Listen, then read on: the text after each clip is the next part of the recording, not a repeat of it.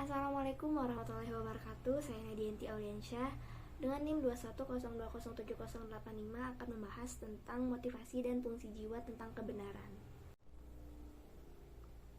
Pembahasan pertama ada motivasi. Motivasi menurut psikologi adalah dorongan atau keinginan internal dan eksternal untuk mencapai tujuan tertentu. Motivasi internal contohnya seperti seseorang melakukan hobinya hanya untuk kepuasan pribadi karena itu membawa kebahagiaan untuk dirinya. Sedangkan motivasi eksternal, seseorang melakukan pekerjaan untuk mendapatkan penghargaan atau pengakuan dari atasannya. Kemudian selanjutnya ada motivasi menurut Islam. Usman Najati mengatakan motivasi adalah penggerak yang bersifat fisiologis yang memotori tingkah laku manusia untuk mencapai tujuan tertentu.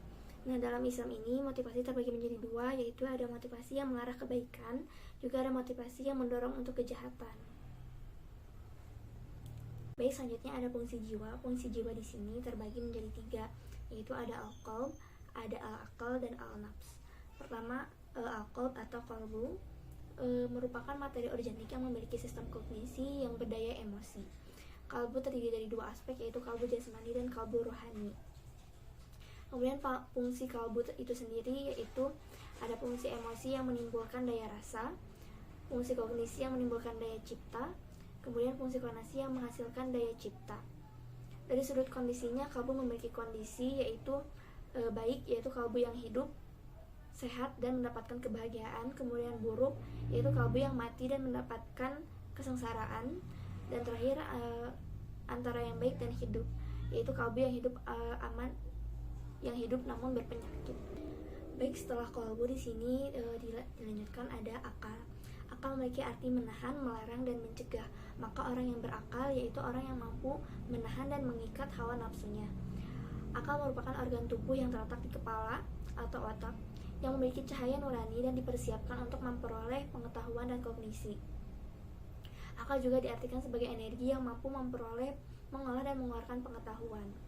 Fungsi akal yaitu berfungsi untuk berpikir, menghantarkan eksistensi manusia pada tingkat kesadaran, dan mampu mencapai kebenaran. Selanjutnya ada tentang nafsu.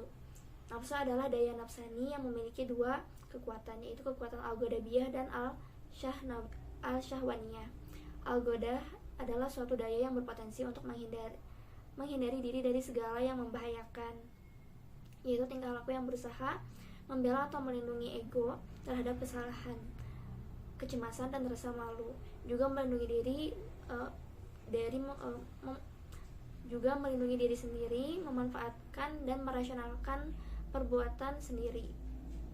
Sedangkan al-syahwat adalah suatu daya yang berpotensi menginduksi diri dari segala yang menyenangkan seperti keinginan, birahi, hawa nafsu.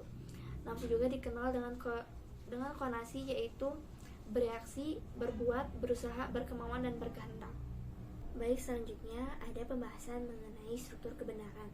Terdapat 5 dimensi pada manusia yang memiliki potensi untuk mencari, menemukan, dan menerima kebenaran atau ilmu pengetahuan, yaitu pertama ada al-jism, kemudian ada al-qalb, ada al-aqal, al-ruh, dan al-fitrah. Baik, yang pertama ada potensi al-jism, yaitu berupa alat indera, yang potensi ini merupakan kemampuan untuk melihat, mendengar, mencium, dan merasakan.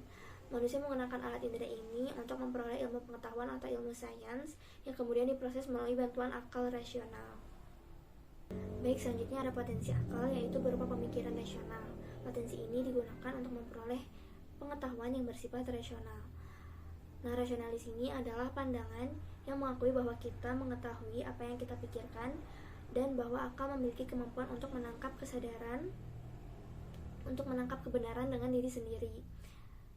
Atau pengetahuan itu diperoleh dengan membandingkan ide dengan ide, dengan menggunakan kemampuan manusia untuk berpikir dan apa yang diberikan akal kepada pengetahuan.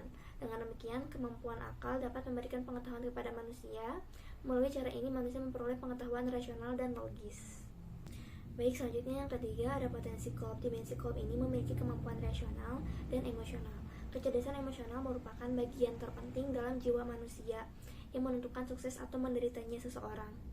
Orang yang paling mampu mengendalikan emosi dan menahan diri adalah orang yang paling tinggi kecerdasannya. Dengan potensi kop ini juga manusia dapat mengetahui hal-hal yang pantas dan layak untuk dilakukan. Selanjutnya potensi al-ruh berupa potensi spiritual, yang dimana potensi spiritual ini adalah keyakinan adanya Tuhan yang ditanamkan dalam diri manusia. Ciri utama orang yang memiliki kecerdasan spiritual adalah adanya keinginan untuk memberi kontribusi bagi umat manusia. Terakhir ada potensi fitrah. Dengan potensi ini manusia memperoleh pengetahuan religius. Pengetahuan religius ini adalah pengetahuan yang berhubungan dengan keyakinan dan agama. Berdasarkan itu semua dapat dijelaskan bahwa dalam diri manusia ada dimensi yang berfungsi sebagai sumber kekuatan dan daya dalam diri manusia untuk mengetahui dan mengenal Tuhan dan agama serta tingkah laku yang baik. Sekian yang bisa saya sampaikan. Wassalamualaikum warahmatullahi wabarakatuh.